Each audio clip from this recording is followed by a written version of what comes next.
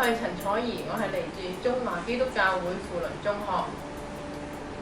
My darling mom, I've just read Little Women and would like to share my ideas and thoughts with you. I feel so inspired by this lovely book, and I see so many similarities and parallels with our family life. It's made me think of you, Mom. I chose this book because of its theme of family love. It's dear to my heart. It is a touching and heartwarming story. The major theme is that a mother's love can sweeten any bitter situation and comfort us, so that we will never be lonely. You have made countless sacrifices for us, both big and small. Your efforts have contributed to letting us grow in a warm and cozy family. You have played many roles like counselor, cook, and even handy person to care for our needs. Your selfless dedication has made our house a home, more than just a place to sleep at night, but a lovely nest of joy, love, and harmony. After reading Little Women, I realized that the role played by Mommy was directly related to that undertaken by you. You demonstrated the selfless and ardent devotion displayed throughout the books by Mrs. March. You not only console and counsel us, but also teach us philosophy of life. The most memorable lessons you have taught me is that we should undertake benevolent works in order to help those underprivileged people to escape from adversity.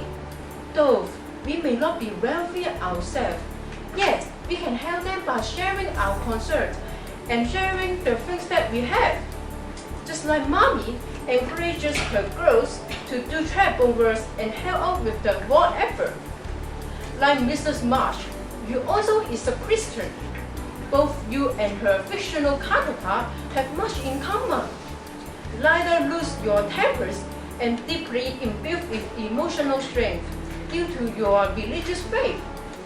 You always tell us about the kindness of Jesus, such as the parable of Jesus feeds the 5,000, to show that sharing with others can help us all. The love of you is an indissoluble bond in our family. You have created and allowed us all to share the comforting atmosphere of peace and contentment. I feel very blessed having a mom like her, like you. Indeed, I'd like to say to you aloud, I feel really grateful that I'm your child. Thank you for doing a million things for everything. Love, Cherries。為張廣輝嘅信德聯總會擁有中學讀書。Hi Chris, how have you been lately? It's been several years since you went to study in New York. Do you remember when I was a child, you often sat next to my bed, reading to me my favorite bedtime stories? Those were the days, and we used to share with each other the books that we thought were meaningful. Recently, I've read a play, Long Day's Journey into Night. It's about the tyrants, a problematic family of four. In a way, this family resembles ours. This play has afforded me the chance I've been looking for to resume our habit of recommending books to each other. The once close and intimate relationship between the tyrants has worsened over the years. Although they still live under the same roof, the family bonding is rather weak, and the whole family seems to thrive on disrespect and insults for each other. But the problem ironically originated from James decided to earn more money in order to better provide for his family. His concentration on work affected his communication and the consequent understanding between him and his family, which resulted in frequent family quarrels. Don't you think it's rather sad? Before our father suffered a paralyzing stroke, arguments about money, food, and even using a toilet happened every day. At that time, we chose to go to the library or the playground to escape from the depressing home atmosphere. And that's why we didn't discover him soon enough for a full recovery from the stroke. We learned the hard way that burying one's head in the sand would not make any problem go away. The dialogue of the play is definitely a food for thought also. Mary once reminds her children, "It's you who should have more respect. Stop sneering at your father and I won't have it. You ought to be proud you are his son." This reminds me of another fight that I had with my parents after you left. It was the time I tried to persuade our dad to quit smoking, but when he refused, I got so angry that I said he didn't deserve to be the head of our family, and that he would have to earn my love and respect if he still wanted them. After reading this book, I realized that no matter what our parents do, children should never be rude to them, because without their hard work, we couldn't have had the happy and comfortable life that we are currently living in. The book made me understand that as children, we should always respect our parents. What about you, Chris? Do you have a story to share with me? I look forward to it. We'll talk soon. Bye. 我係江瑜，就讀自律修紀念中學。Dear Mom, it seems so embarrassing to have a down-to-earth conversation with you. Well, let me start with a book sharing first. As the mother of 2 kids for 70 years, I believe that family is the most precious thing in your life. However, are you willing to sacrifice yourself, your body, even your life to save your parents? Right now, I'm going to share a novel about family to you, My Sister's Keeper. The book is about a 13-year-old girl, Anna, who sued her mother for depriving her rights to take her own medical decisions. Anna was a designer baby whose genetic profile was exactly the same as her elder sister, Kate, who suffered from leukemia. Anna needed to donate her stem cells, blood, and bone marrow to Kate in order to save her sister's life.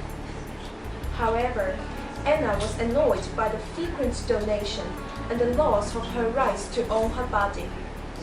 Thus, she signed a lawsuit and took legal action right before the kidney transplant.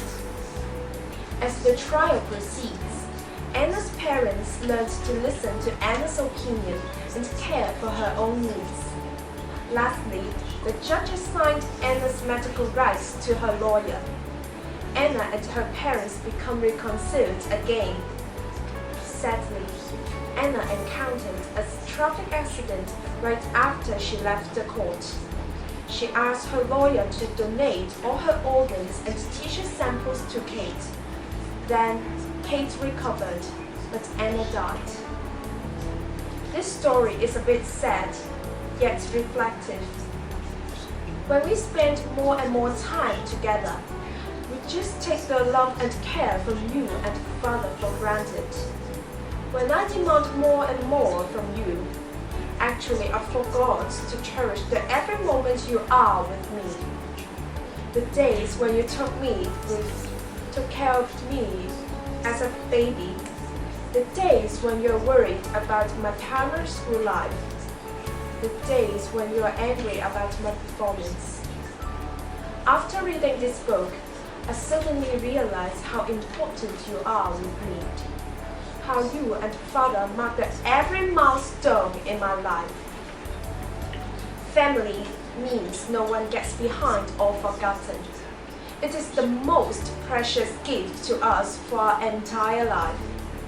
After reading this book, I learned to treasure the every moment we're brought together. Even though we feel embarrassed to say I love you to each other, I believe that love has not left us behind. Thank you and love you forever. Best wishes, Emily.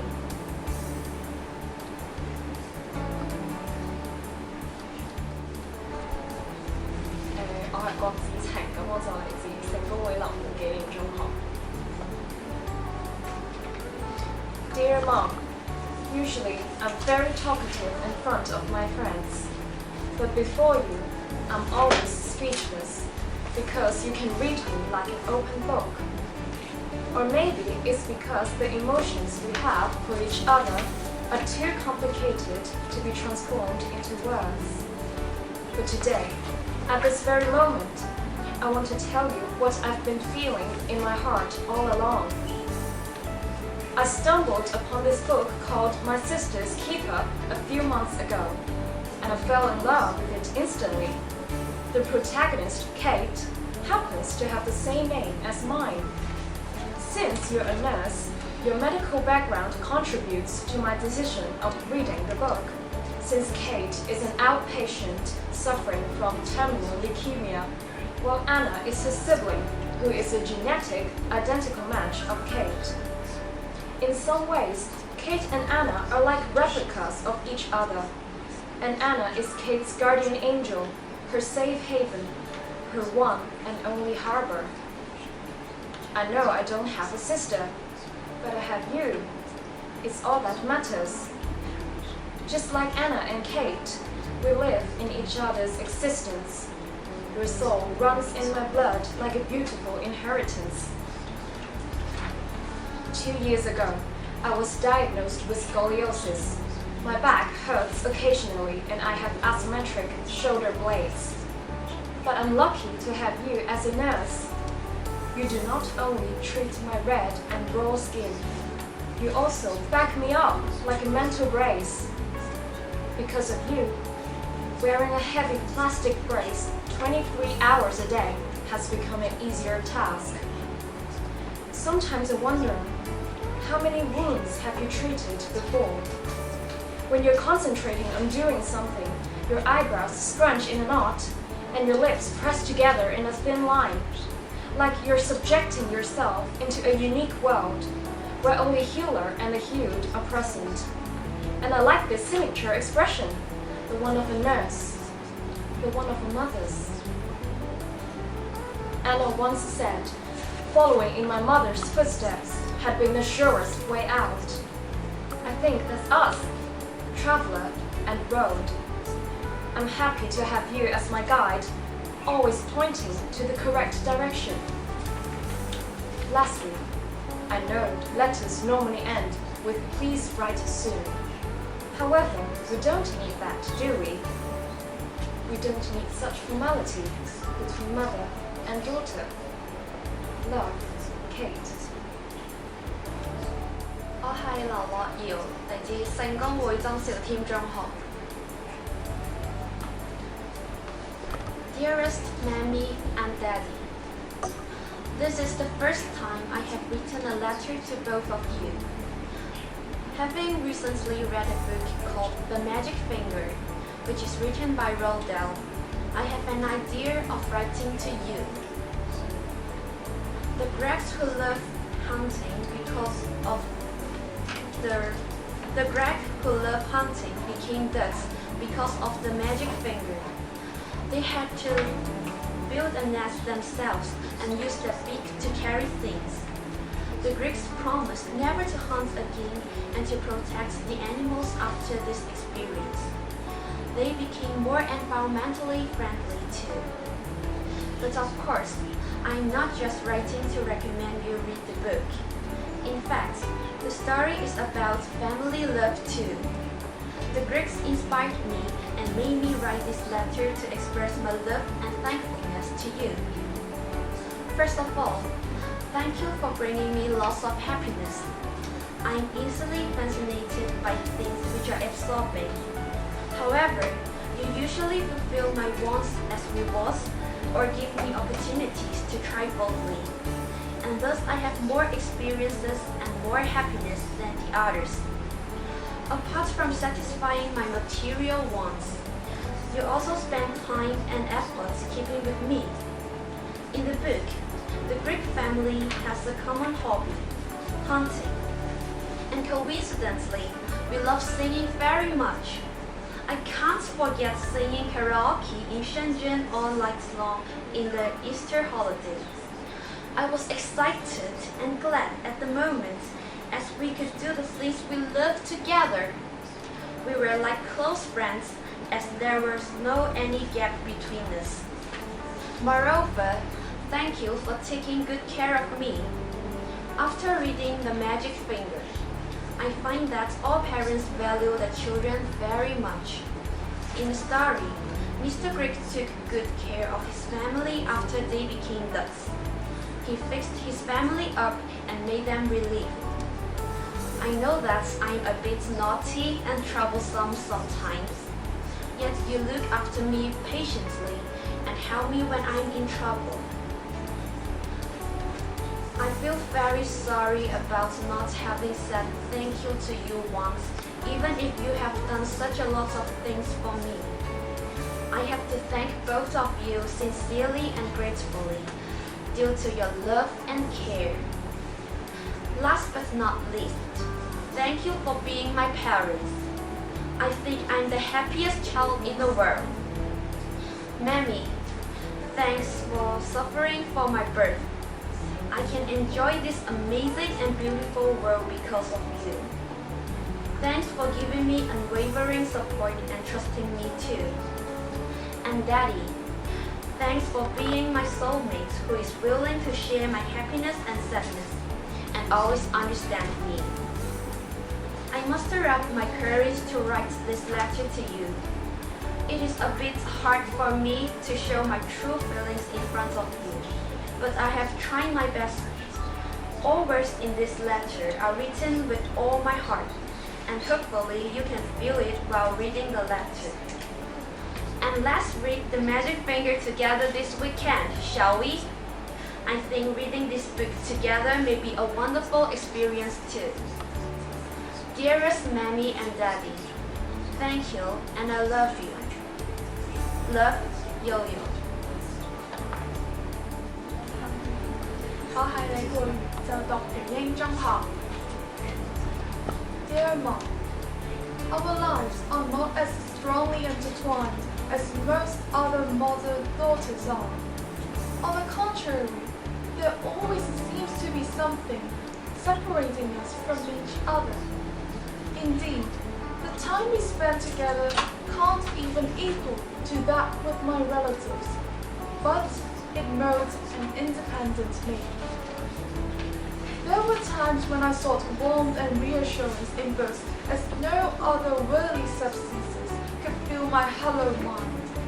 However, among little kilos of novels read, I was not at all replenished. I was lost until a spring welled from this unique book. It silently, tenderly healed my heart. The story begins with a dismal setting, winter. Bad weather doesn't usually come with auspicious events, just like bad usually doesn't go with marvelous matters. I was right. As the story spun, it soon became clear that this was about a rejected child, even worse, with Down syndrome. Her dad, Henry, trying to absorb from the world that might possibly bring to his family, decided to consign Phoebe to a nurse named Caroline. Same as Phoebe, I was away from my parents. Though I know you had no choice but consigning me to my aunt due to work, I always pined for motherly love and care. As the story advanced, the text gradually revealed the inner world of the mother, Nora. I pictured you as being even a life mental torment as she was. Your flesh may not be near, but I know your mind does. At that point, I started to detest Henry for tearing his family apart, just as I hated the reality which tore us apart. Yet, it was not very mature of me when I think of it now.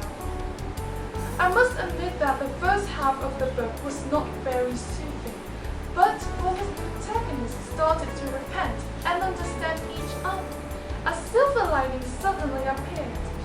Though I have long finished finished reading this book, I can still feel the tranquility it has brought me. I earnestly hope you can squeeze some time to read this book. The memory of Peter's daughter. Many a scene and emotions portrayed in the book struck resonance with me. If you feel distant from me sometimes, just read it and you will have some clues of what I feel. May you be well and happy. Your beloved daughter, Ellen. 我係葉詠詩，嚟自順德聯誼總會雍遊中學。Dear Mom and Dad, on receiving this letter, you may feel awed and even astonished. Really not until this moment do I have the courage to confess what has been weighing heavily on me since my childhood, and to share my feelings about our separation and our recent reunion. A book I recently read for the book report competition gives me a chance to write this letter to you, my beloved ones in my life.